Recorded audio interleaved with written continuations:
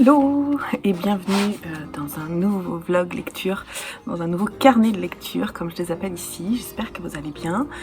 On est mercredi 23 mars, il fait très beau, c'est très agréable. Je suis dans la lumière, je suis désolée un peu pour la luminosité mais j'en profite. Voilà, tous les pores de ma peau accueillent le soleil.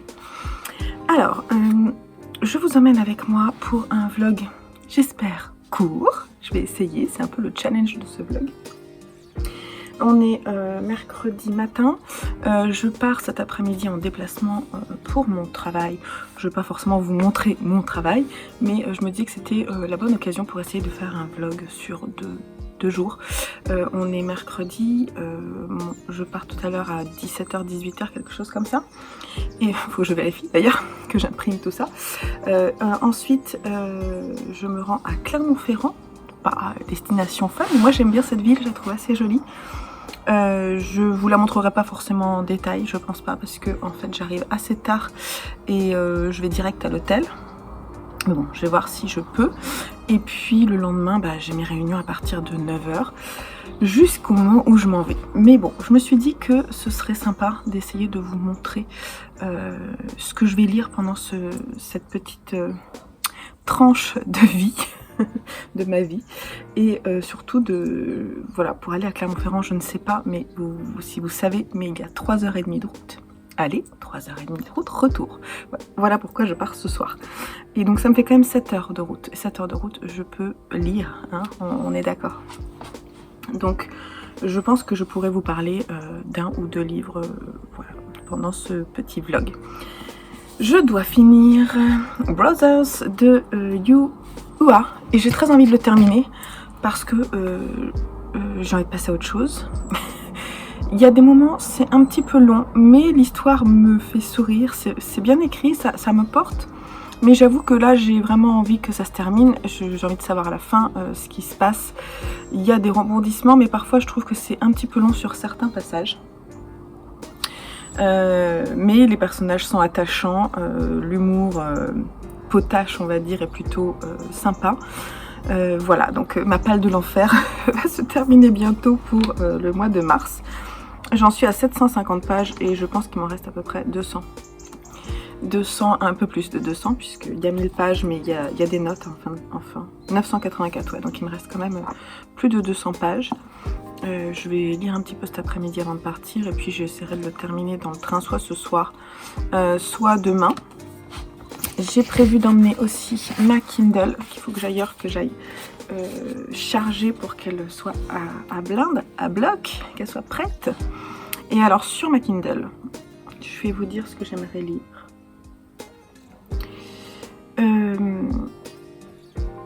Sur ma Kindle, il y a Cyrano de Bergerac que j'aimerais relire, que j'ai ici en très belle édition, mais je pense que ça peut être sympa de le lire sur ma Kindle.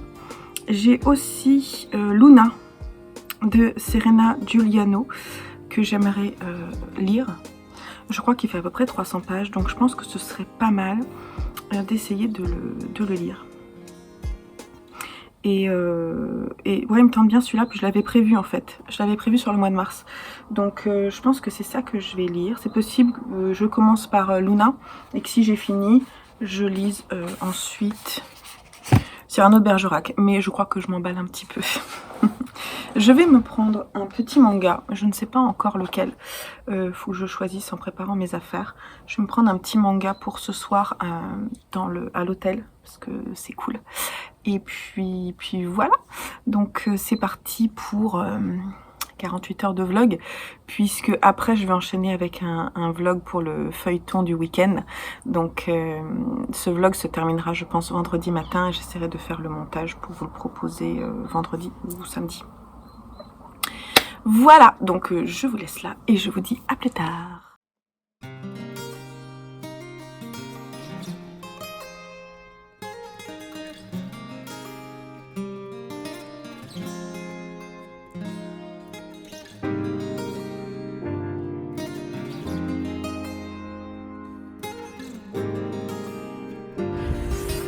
Donc je viens de passer à la boîte aux livres pour déposer 12 livres. Trop cool, ça va me faire 24 points, parce que je prends des points quand je dépose des livres. je gagne des points sur mon principal. Et donc ça fait 2 points par livre. Et là, je m'apprête à aller faire les courses et ensuite, je vais aller à la bibliothèque. Donc je vous emmène avec moi.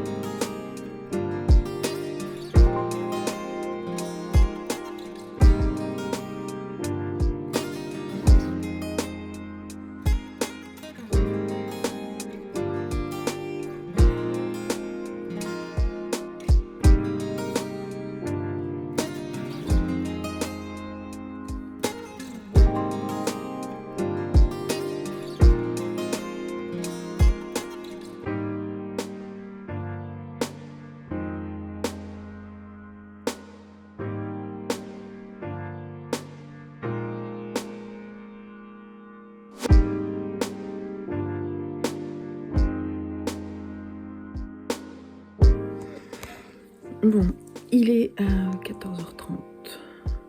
Je suis dans mon lit. Petite anecdote, quand j'étais dans la bibliothèque tout à l'heure, mes parents m'ont appelé pour me dire qu'ils avaient le Covid et donc je m'inquiète un peu pour eux. En fait, je les ai vus lundi, donc c'est 48 heures après, j'ai fait un autotest, je ne l'ai pas. Il est négatif, donc je vais continuer sur ma lancée, je vais continuer ce voyage, mais ça a failli être compromis. Donc voilà, j'espère que mes parents vont aller bien. Pour le moment, les symptômes ne sont pas très forts, donc on va croiser les doigts pour que tout se passe bien. Voilà, donc je vais continuer. Donc là, je vais me reposer, je vais avancer un peu mon bouquin, parce que plus tôt je l'aurai terminé et mieux ce sera, je pense. Donc voilà. Donc je vais bouquiner un petit peu et on se retrouve tout à l'heure pour le départ.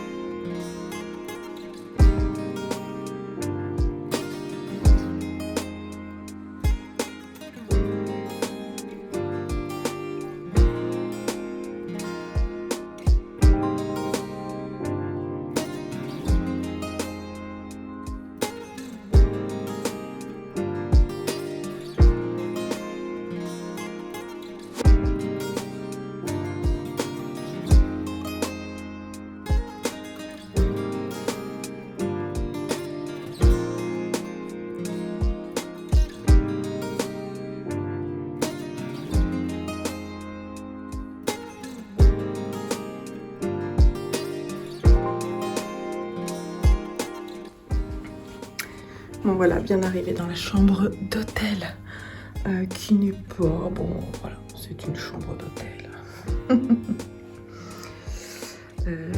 C'est très très moche cette couleur de rideau. J'ai eu peur qu'il n'y ait pas de salle de bain parce que je la voyais pas, mais il y a une salle de bain. C'est bon, tout va bien. Elles sont pas la rose par contre. Elles sont pas très très bonnes. Bon. Bon, allez, je me pose un peu et je vous retrouve. Ok, par contre, il y a une très belle vue sur Clermont-Ferrand. Franchement, c'est trop beau. J'ouvre un peu parce que ça sent pas très bon dans la chambre. Donc, j'aère.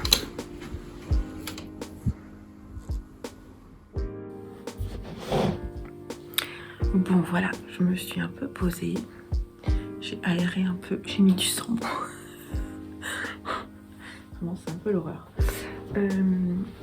Je vais terminer ma lecture de Brothers parce que quand je suis descendue du train, j'en étais à l'épilogue. L'épilogue qui doit faire quand même 30 pages. Et il y a une postface aussi. Donc je vais lire ça et je reviens vous voir. Il est 10h moins 10. Je pense que j'en ai pour une demi-heure, un truc comme ça. Je vais lire ça tranquillou. Et après, je me lirai peut-être un manga. Je vais voir. J'ai pas très sommeil en fait, là, tout de suite.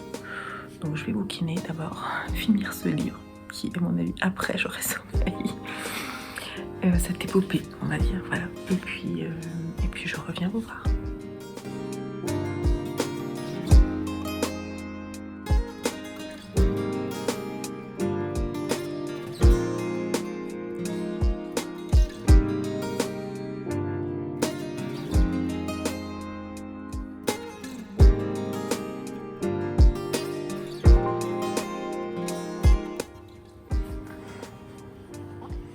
J'ai changé la luminosité, la balance des plans.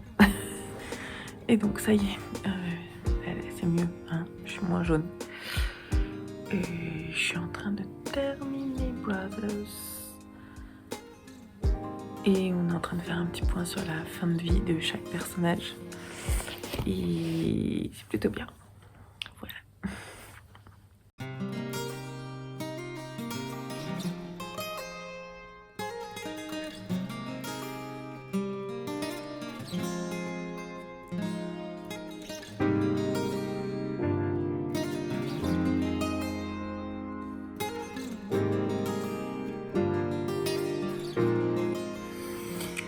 Voilà, terminé 1017 pages lues de cette épopée. Et je m'avais vu sourire à la fin parce que finalement, je pense que c'est l'auteur qui résume le mieux son histoire. Et ça m'a fait beaucoup rire. Je vais juste vous lire le petit passage qui m'a fait sourire. Il dit: au départ, je prévoyais de composer un roman d'environ 100 000 caractères, mais emporté par la narration, j'ai écrit un livre 5 fois plus long. Tel est le miracle de l'écriture. On commence par quelque chose d'étroit et on débouche sur quelque chose de large, ou bien le contraire. C'est exactement comme dans la vie, on démarre sur une avenue pour se retrouver dans une impasse, ou bien on part d'un sentier pour parvenir au bout du monde. Et je trouve ça très beau, ça m'a fait sourire. Et il explique, et effectivement c'est très juste, que c'est un roman fleuve.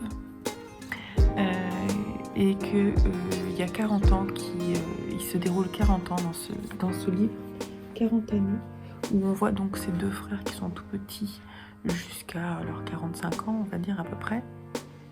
Et ils vont vivre des changements tellement intenses dans leur façon de vivre. Par exemple, ils vont vivre la révolution culturelle en Chine qui a été très très violente. Et 40 ans après, ils arrivent dans une société où McDonald's arrive, le Viagra. On va parler de tout ça. Les femmes... il y a l'hymen, on parle de l'hymen parce qu'on parle du fait que les femmes ne sont plus du tout vierges.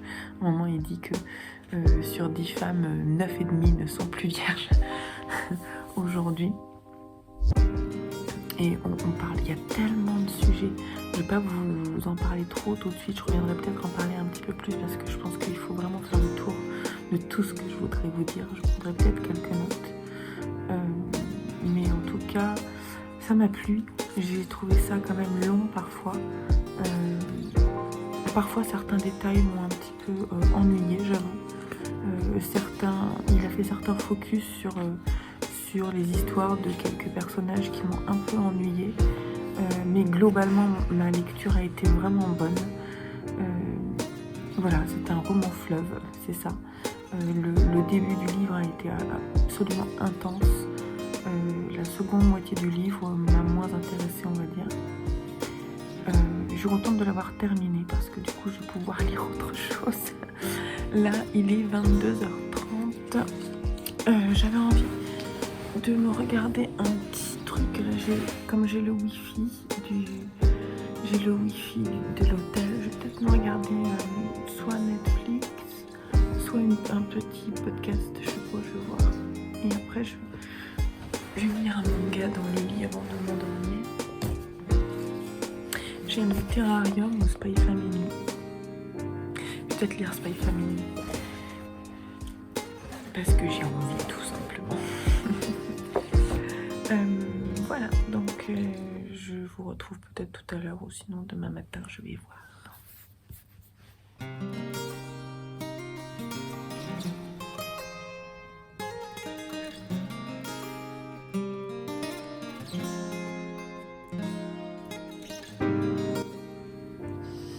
Hello du matin. Il est 6h15. Ça va, j'ai pas trop mal dormi.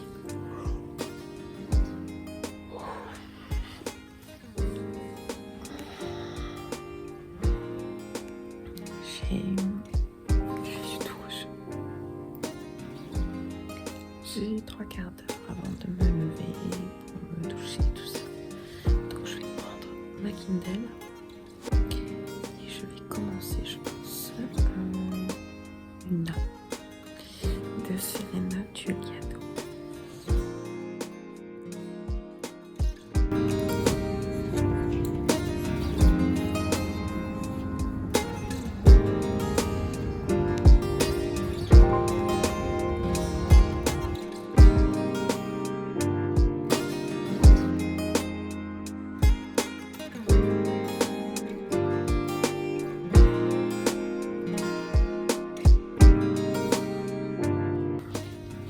Bon, bah, c'est l'heure de ma douche. Je vais essayer de me refaire une petite beauté. J'ai lu les 9 premiers chapitres de Luna. C'est pas mal. Voilà, donc pour le moment, les chapitres sont très courts, ça se lit très vite. Donc je sais pas trop si j'arriverai à le lire en entier dans le train. Je vais voir si je l'avance un petit peu ce matin, peut-être en allant prendre mon petit déj. Donc là, je vais aller me prendre une douche et puis on se retrouve après.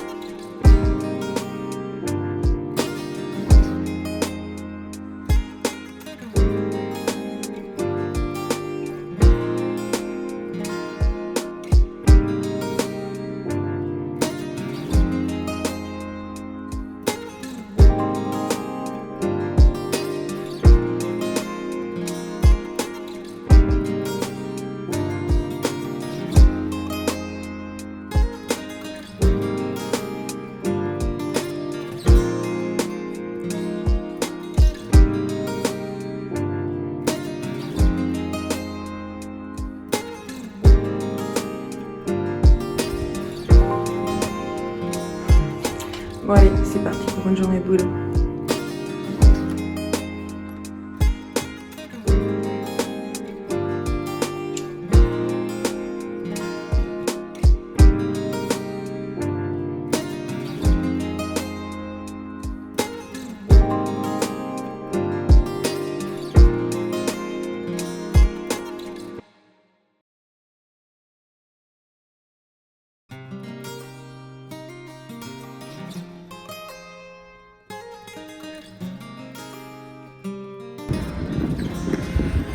Ok, journée de boulot terminée et je retourne à la gare à pied. Il fait très beau, c'est très agréable. Bien bossé quand même, un peu fatiguée.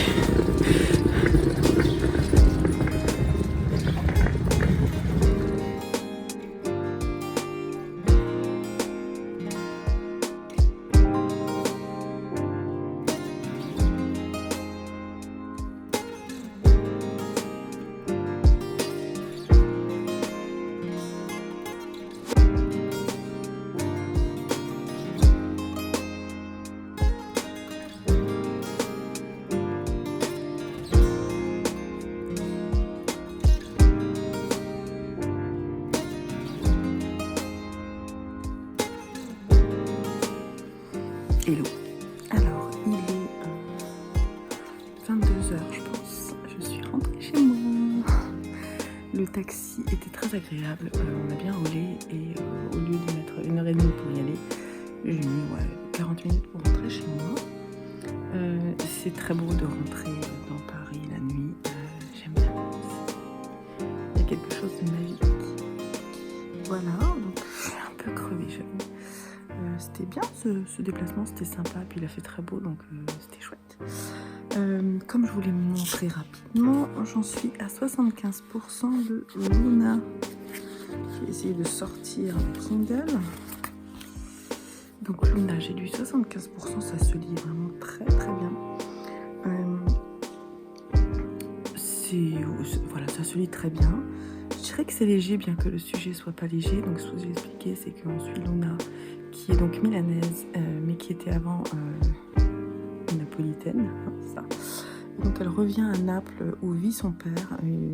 Sa mère et elle sont partis sur un coup de tête, on sait pas trop pourquoi, en lui claquant la porte au nez, en lui disant que ce qu'il disait c'était pas possible. Il a l'air quand même de tremper dans des trucs pas nets, il est très riche, et on raconte son histoire comme quoi avant il galérait au boulot. Donc on sent qu'il y a des trucs quand même pas trop nets, et qu'elle a du coup, elle en veut de beaucoup de choses. Et le jour où elle retourne à Naples, son père est vraiment pas du tout en forme.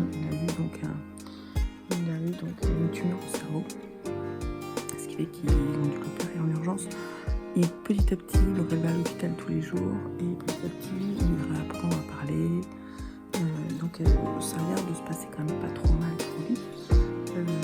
Voilà. Ce que je trouve sympa, c'est justement il y a une sorte de pudeur dans la description des sentiments. C'est-à-dire qu'il est dit sans vraiment que ce soit clair qu'il y a une animosité, et elle fait bien ressentir les gestes, les choses qui vont pas, les choses qui doivent être dites. Je trouve que ça c'est plutôt sympa. Après, je trouve que c'est assez, c'est quelque chose que j'ai l'impression d'avoir déjà lu, vous voyez, ça me fait un peu cette impression-là. Et surtout, je me trompe peut-être, mais je vois arriver le truc. En fait, il y a toute une chose qui n'est pas dite par rapport à un amour qu'elle aurait. Donc on voit des échanges de mails et de textos avec une personne potentiellement avec qui elle serait. Et j'ai l'impression de savoir à peu près qui ça peut être. Donc, depuis le début, j'ai l'impression de savoir la fin. Mais je me trompe peut-être. Je vous dirai si je me trompe. Mais voilà, les chapitres sont hyper courts. Il y a des personnages, franchement, un petit peu caricaturaux, mais franchement sympathiques. Notamment sa cousine. Que je trouve plutôt sympa, avec qui elle était très proche quand elle était enfant, et puis qu'elle la retrouve au départ. Elle a une mauvaise image d'elle parce que elle est devenue un petit peu plus à Milan, on est un peu plus classe, et à Naples, voilà, il y a quand même enfin voilà, il est dit que les femmes, voilà, elle est toute en couleur, ce que je vous disais hier, c'est une femme toute en couleur, très exubérante, qui a du vernis tout abîmé aux pieds, je crois, et qui se met en string sur la plage. Elle n'a pas de de barrière, quoi. Là où les milanaises sont un peu plus soft, sobres et tout.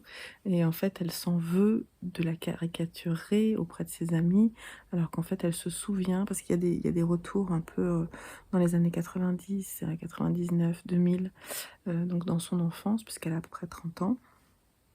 Donc elle s'en veut en fait d'avoir cette image de sa cousine, alors qu'elle était vraiment très proche d'elle quand elle habitait Naples. Et puis quand elle est partie vivre à Milan, elles ont échangé des lettres. Et petit à petit, Luna s'est vraiment éloignée d'elle.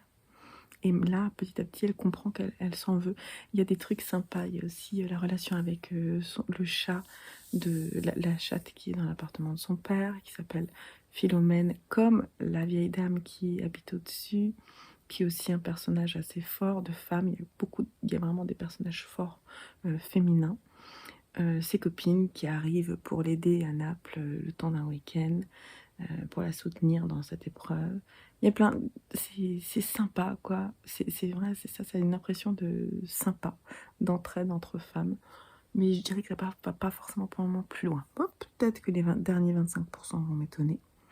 Je vais d'ailleurs, de ce pas, lire, peut-être pas la fin parce que je risque de m'endormir, mais j'aimerais le finir d'ici demain et vous donner mon avis sur ce vlog. Voilà, donc je vais vous laisser là, je vais me reposer parce que je suis fatiguée, je me suis pris une bonne douche, ça m'a fait du bien. Et maintenant c'est repos. Je vous retrouve un peu plus tard.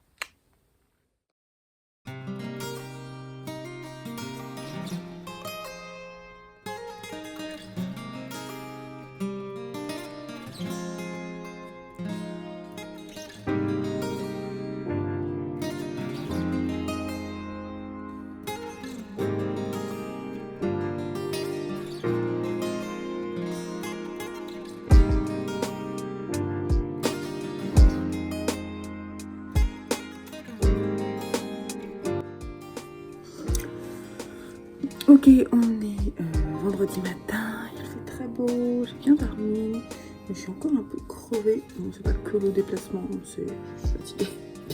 Ça arrive, parfois il faut se reposer, c'est tout, vivement le week-end. Et j'ai fini Luna en fait hier soir.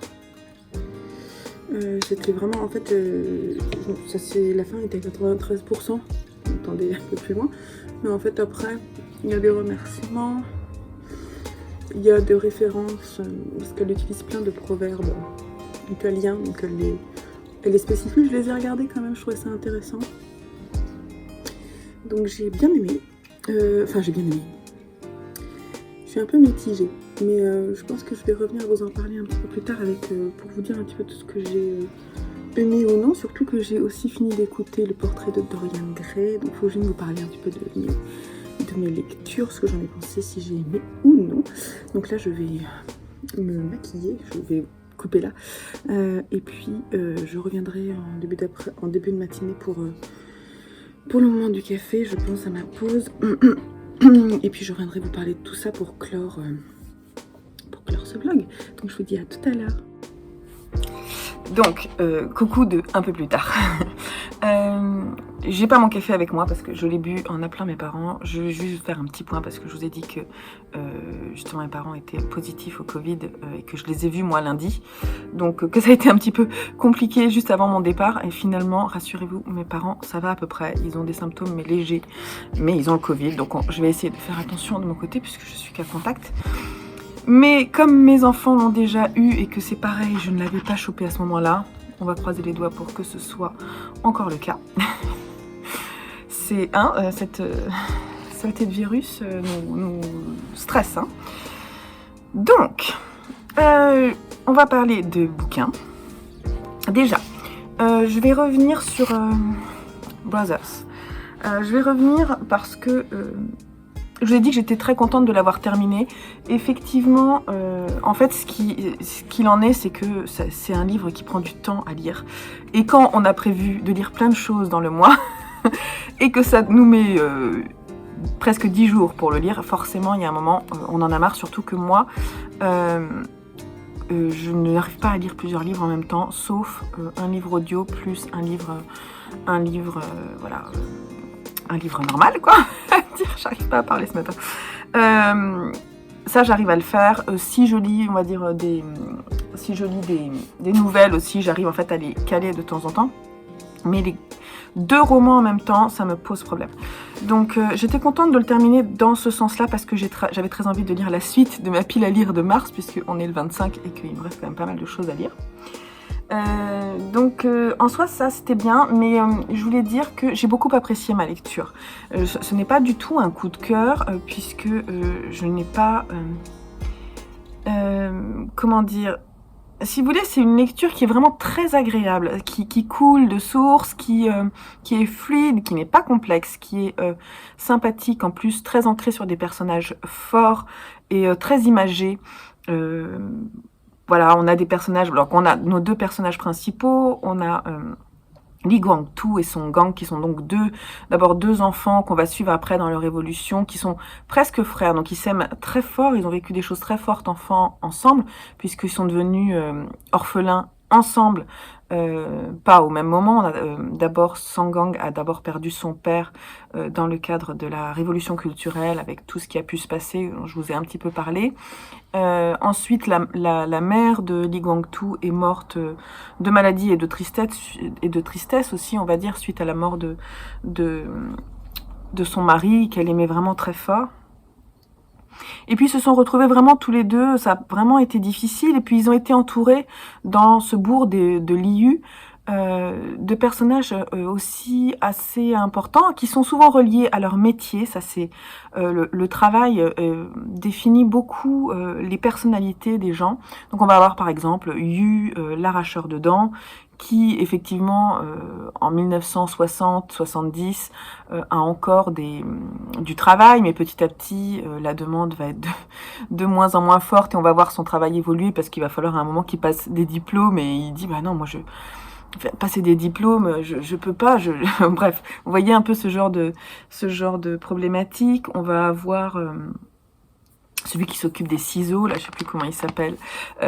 Donc on a vraiment des personnages qui sont liés à leur métier, par exemple celle qui fait des petits pains, donc on va dire c'est celle qui a un restaurant en fait à côté de la gare. Elle est super importante, elle va aider ces 2 enfants quand ils sont tout petits, qui vont être face au cadavre de leur père, parce qu'il y a des moments atroces, hein. Il y a des moments atroces, et puis il y a des effets il y a des moments de grâce avec de l'entraide. Et puis voilà, cette jeune femme qui a son petit commerce va les aider et va leur prêter des choses pour qu'ils puissent ensuite survivre dans un monde complètement hostile, jusqu'à ce que leur maman revienne. Donc il y a beaucoup de choses comme ça. Il y a il y a des sentiments forts d'amour, d'amitié, qui sont vraiment extrêmement forts. Et puis il y a aussi tout ce côté business qui m'a un peu moins plu, en fait, on va dire, tous les passages où on comprend, parce que Li Guangtu, dès le départ, on sait que ça va devenir quelqu'un qui va être extrêmement riche. Le personnage est assez désagréable. Un peu stupide, un peu... bon, les personnages sont assez caricaturaux, donc on appuie sur leur personnalité. Par exemple, lui, il pense qu'au sexe. Il a été amoureux d'une seule femme, qui elle-même est amoureuse de son frère. Donc... et ensuite, quand il va comprendre, parce qu'il va mettre du temps à comprendre qu'elle n'est pas amoureuse de lui, il va harceler, hein. Il est complètement insupportable, ce personnage.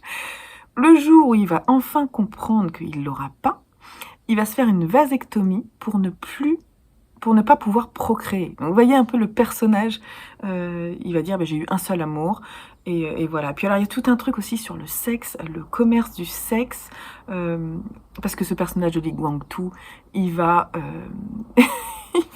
ça me fait rire, parce que franchement j'en garde vraiment un souvenir où je souris souvent quand je repense à ce que j'ai lu, parce que il va organiser comment ça s'appelle, une foire aux vierges. Donc en fait il va essayer, en fait c'est comme un concours de beauté, sauf que alors c'est un concours de beauté, mais en plus il faut que ce soit des vierges, parce que justement il explique que il n'y a que quand on est vierge qu'on a vraiment le vrai plaisir sexuel.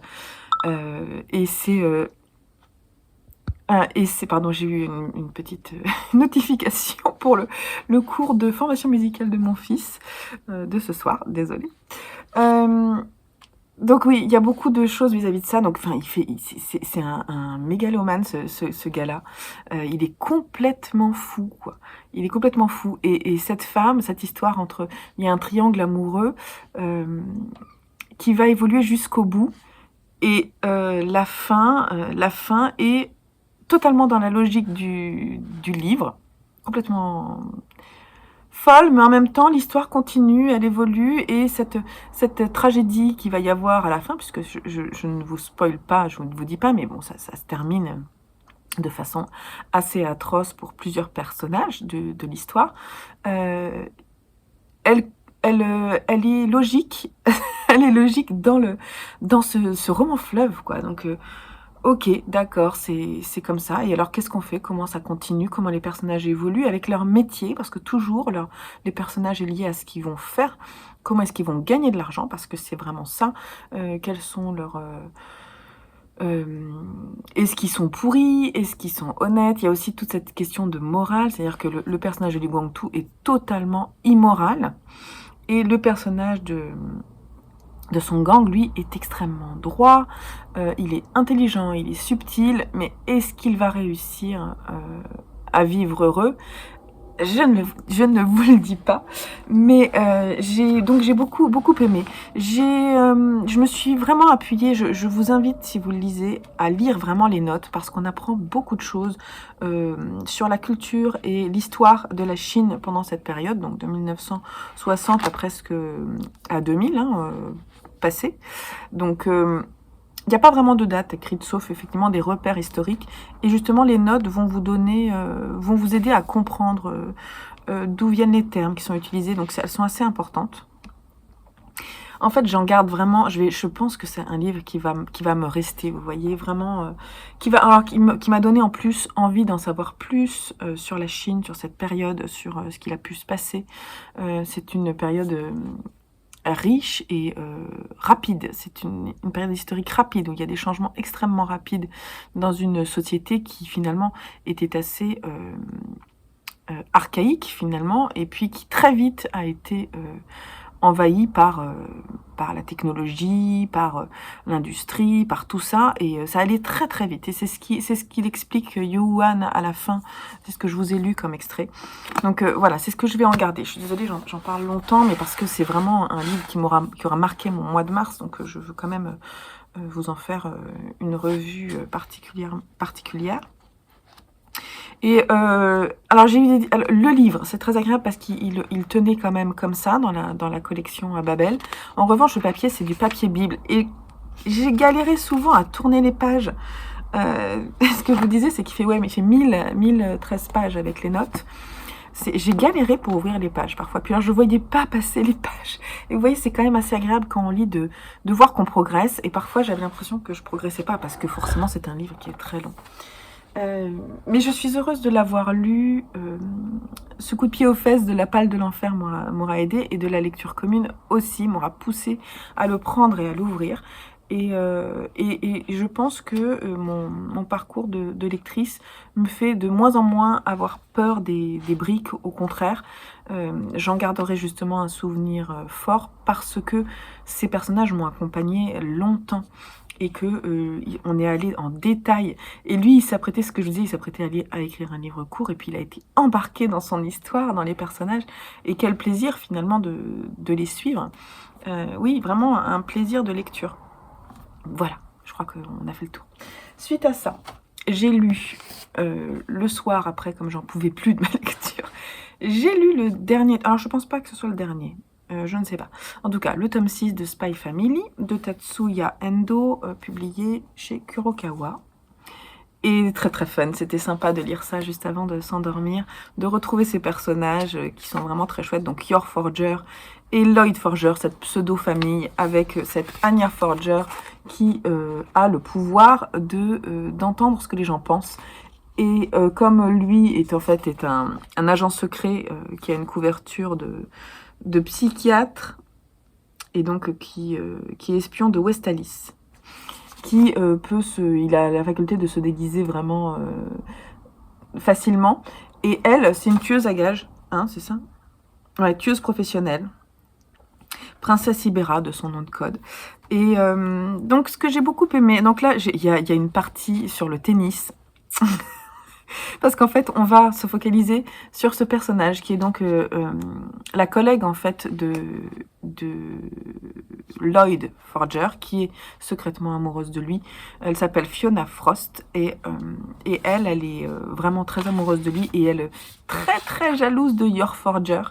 Et il y a la thématique du tennis qui va vraiment focaliser cette jalousie et cette envie de se révéler, de révéler son amour sans forcément le dire. Donc ça, j'ai trouvé ça vraiment très très fun. C'est toute la moitié du livre. Et puis, en même temps, on démêle des affaires, puisqu'ils sont espions, on démêle des affaires au fil de l'histoire. Il y a aussi un rapprochement réel, mais pas clairement dit, entre le faux couple de Yor Forger et Lloyd Forger, qui sont vraiment, ils sont trop cute, donc c'est plutôt rigolo, vous voyez. Il y a des passages, moi, comment ça, elle est amoureuse de moi? Elle serait donc amoureuse de moi? Et bon, bref. Et puis, on s'attarde un petit peu à la fin de ce numéro 6 sur Anya Forger et sa relation avec ce petit garçon là qui s'appelle Damien Desmond et qui est le fils du surveillant général de l'école, donc c'est lui là. Et lui aussi, il y a aussi une petite histoire entre les deux, mais qui n'est pas clairement dite. Rien n'est clairement dit. Vous voyez, en fait, c'est très sympa parce que on surfe vraiment sur des possibles amours, mais toujours avec beaucoup d'humour. C'est vraiment très très léger, mais vraiment très bien fait, donc j'adore. J'ai fini, faut que je me dépêche quand même. J'ai fini d'écouter le portrait de Dorian Gray d'Oscar Wilde et j'ai vraiment beaucoup aimé. Il faut que j'aille. Alors, je trouvais que je vais pas vous en parler des heures parce que je pense que c'est un livre que beaucoup d'entre vous ont déjà lu. Si vous l'avez pas fait, je vous invite à le faire parce que je trouve que c'est très intéressant. En peu de pages, on aborde énormément de sujets, notamment pas mal de sujets philosophiques sur la beauté, sur l'intelligence, sur la relation homme-femme. Il y a des personnages très forts. Le personnage de Dorian Gray est en fait va se faire complètement amadoué très jeune, donc il a à peu près 16 ans, il va se faire amadouer très jeune par Lord Henry, qui va lui dire, qui va tomber, en fait, on sait pas trop, c'est très limite, on sait pas trop s'il est amoureux de lui, en tout cas il est complètement obsédé par la beauté de ce jeune homme, qui est parfaite. Et il va se faire peindre aussi par un de ses amis, et qui va créer ce portrait de Dorian Gray, et ils vont être tous les trois complètement... Oups, oh, il y a un oiseau qui est passé juste au-dessus. J'ai eu tout va bien. J'ai cru, heureusement la fenêtre était pas ouverte, sinon je pense qu'il aurait pu rentrer. Bref, ils vont être subjugués par la beauté de ce portrait et lui-même de sa propre beauté. Et donc, toute la première partie du livre est focalisée sur cet instant de grâce et où Dorian va en fait se faire complètement embarquer par Lord Henry qui lui explique qu'il n'y a pas plus beau, plus superbe, plus parfait que cet instant de vie qu'il est en train de vivre et que c'est sa futilité qui fait que il ne le reverra pas après. Donc il y a toute une histoire sur le temps, sur la fugacité de la jeunesse, sur le fait de vieillir. Qu'est-ce qu'on attend de la vie quand on est plus vieux, qu'est-ce qu'on regrette, qu'est-ce que ça représente cette jeunesse. Et en fait, ce portrait que je ne sais plus comment il s'appelle, cet ami qui va lui donner, pourtant c'est un personnage fort, mais comme c'est audio, c'est vrai que je ne l'ai pas noté. Ce portrait qui va être fait de lui, il va lui être offert. Et en fait, Lord Henry va pervertir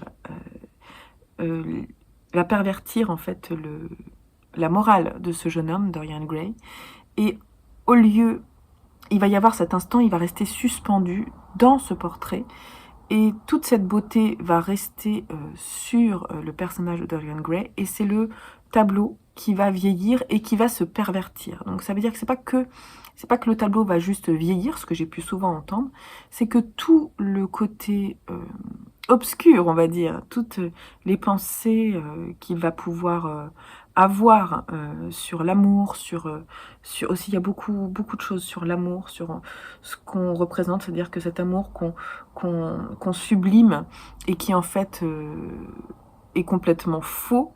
Parfois, enfin vraiment c'est ce que Lord Henry va lui expliquer, c'est-à-dire qu'à un moment Dorian Gray va vraiment vivre, il va ressentir ce sentiment d'amour extrêmement fort, mais également la fugacité de ce sentiment, puisque en avouant cet amour, de l'autre côté, la femme ne va plus être que le symbole de cet amour, elle va aussi avoir un comportement qui va mettre en danger ce sentiment d'amour.